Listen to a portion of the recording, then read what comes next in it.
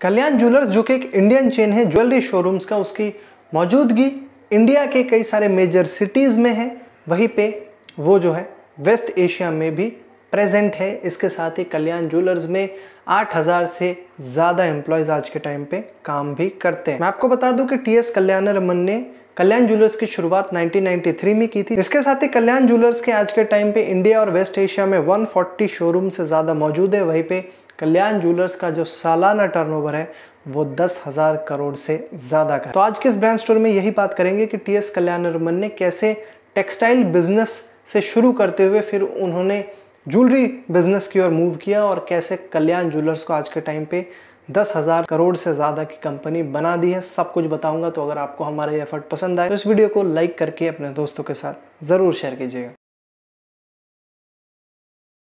T.S.. Kalyanaraman ने ना सिर्फ एक सक्सेसफुल बिजनेस एम्पायर को कल्याण ज्वेलर्स की मदद से खड़ा किया है, लेकिन उन्होंने जो इंडिया की ज्वेलरी इंडस्ट्री है उसको भी एक अहम योगदान दिया है। मैं आपको बता दूं कि मिस्टर कल्याणरमन टेक्सटाइल्स के बैकग्राउंड से आते हैं। कहने का मतलब यह है कि जब वो छोटे थे तो अपने पिताजी के साथ दशकों पुरान टेक्सटाइल बिजनेस जो उनका थ्रिसूर केरला में मौजूद था वहाँ पे जाया करते थे, जिसके बाद उनको बहुत जल्द इस बात के रियलाइजेशन हुई कि ज्वेलरी सेगमेंट में जो है एक ज़बरदस्त पोटेंशियल मौजूद है और इस सेक्टर को जो है ऑर्गेनाइज करने की भी ज़रूरत है। कल्याण ज्वेलर्स के एग्जीक्यूटिव डायरेक्टर रमेश कल्याणरमन का ये कहना है कि उनके पिताजी यानी कि टी.एस. कल्याणरमन अपने पिताजी के साथ बचपन में टेक्सटाइल बिजनेस देखने के लिए उसको जाया करते थे। वहीं पे थिरुसूर में ज्वेलरी शॉप्स की एक लेन थी उनके रिटेल शॉप के पास ही, जहाँ पे लोग जो है ज्वेलरी इसके साथ साथ कपड़ा जो है वो खरीदने आया करते थे। वहीं पे उनके पिताजी को ज्वेलरी इंडस्ट्री में कुछ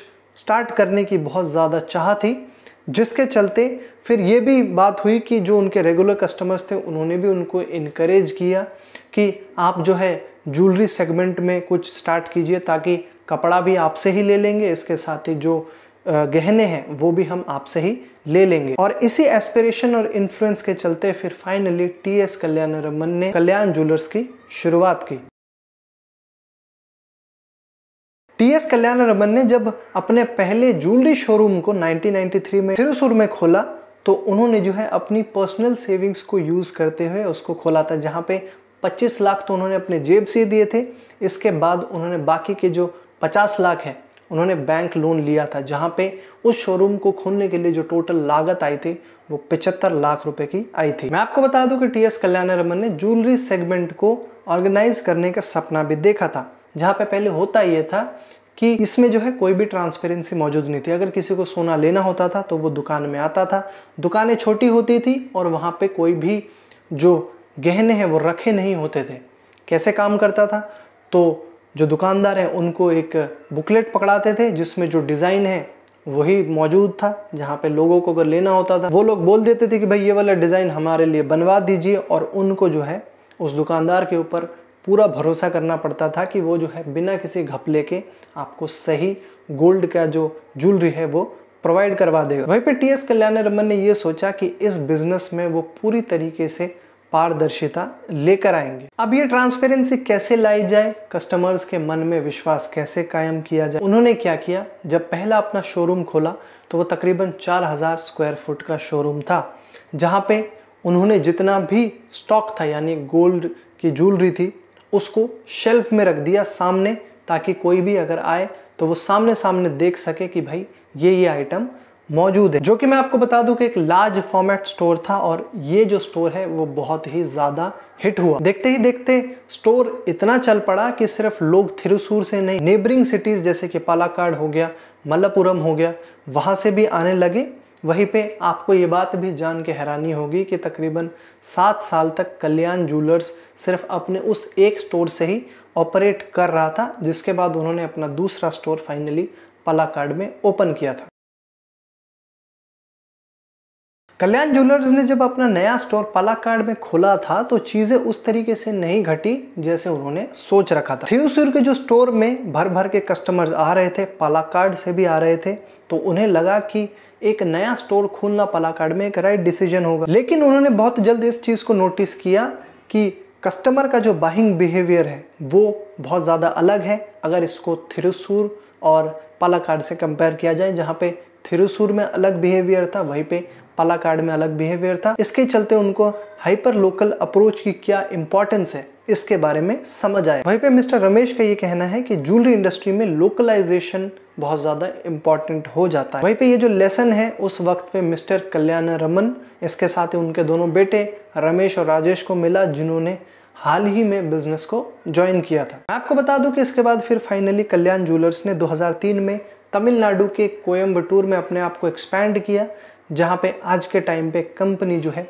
इंडिया की लार्जेस्ट और मोस्ट ट्रस्टेड ज्वेलरी रिटेलर भी बन गई है। इसके साथ ही कंपनी जो है आज के टाइम पे पूरे इंडिया में से 2000 से ज़्यादा कारीगरों को यहाँ पे एम्प्लॉय भी करता है। वहीं पे 2017 में कल्याण ज्वेलर्स ने अपनी ऑनलाइन स्पेस में प्रेजेंस को बढ़ाने के लिए उन्होंने मुंबई बेस्ड कैंडेर के साथ हाथ मिलाए, जो कि एक ऑनलाइन ज्वेलरी ब्रांड है।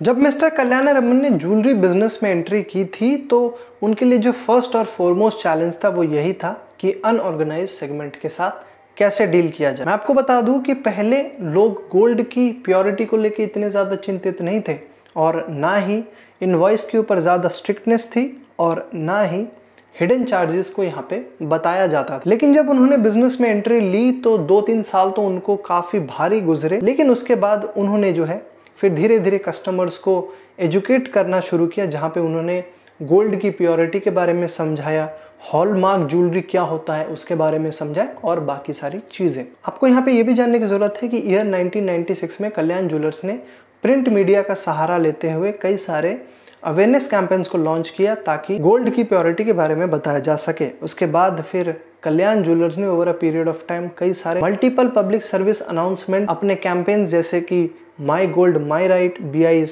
हॉलमार्किंग और 4 लेवल अश्योरेंस प्लान की मदद से कंज्यूमर्स के बीच में इसके बारे में बताया। इसके साथ ही कल्याण ज्वेलर्स ने प्राइस टैग को इंट्रोड्यूस करते हुए जो हिडन चार्जेस थे उसको भी डीमिस्टिफाई किया। इसके बाद फिर उन्होंने नेबरहुड कस्टमर सर्विस सेंटर्स के कॉन्सेप्ट को ज्वेलरी इंडस्ट्री में लेके आए, जहां पे उन्होंने माई कल्याण ब्रांड के नाम से इसको लॉन्च किया था। कल्याण ज्वेलर्स ने 300 करोड़ रुपए 5 स्टेट्स में अपने की मार्केट्स में एक्सपेंशन के चलते उन्होंने यहाँ पे अलॉट किया है, जहाँ पे कंपनी जो है स्ट्रैटेजी ऑफ इन्वेस्टिंग के चलते वो लोग मार्केट पेनिट्रेशन को आने वाले 5 सालों में 250 शोरूम्स तक बढ़ाना चाहते हैं। वहीं पे कंपनी का ये भी प्लान है कि वो लोग आने वाले टाइम में 8 शोरूम्स को साउथ इंडिया में भी खोलना चाहते हैं, जहाँ पे ये जो नए लॉन्चेस हैं उसमें आपके 2 शोरूम आंध्र प्रदेश, तमिलनाडु, कर्नाटका और एक शोरूम केरला और तेलंगाना में भी शामिल है। बाकी दोस्तों मेरा आपसे वही सवाल कि क्या आप लोगों ने कभी कल्याण ज्वेलर्स से कोई ज्वेलरी वगैरह खरीदी है? अगर हाँ तो आपका ओवरऑल यूज़र एक्सपीरियंस और जो भी आपने वहाँ पे महसूस किया हमारे साथ ज़रूर शेयर कीजिएगा अगर आप करना चाहे तो। और याद रखिए मैं आपके कमेंट्स जो है ज़रूर पढ़ता हूँ। बाकी मुझे उम्मीद है कि आपको कल्याण ज्वेलर्स की जो ब्रांड स्टोरी है वो पसंद आई होगी, तो इस वीडियो को लाइक करके अपने दोस्तों के साथ ज़रूर शेयर कीजिएगा। साथ ही ब्रांड से रिलेटेड न्यूज़, अपडेट्स और ब्रांड स्टोरीज ऐसे ही रेगुलर बेसिस पे देखने के लिए हमारे चैनल को सब्सक्राइब करके बेल आइकन को भी ज़रूर दबा दीजिएगा। मेरा नाम तौहीद रहमान है, मैं आपको मिलूंगा अगली वीडियो में। तब तक आप देखते रहिए नेक्स्ट बिग ब्रांड को। Thanks for watching.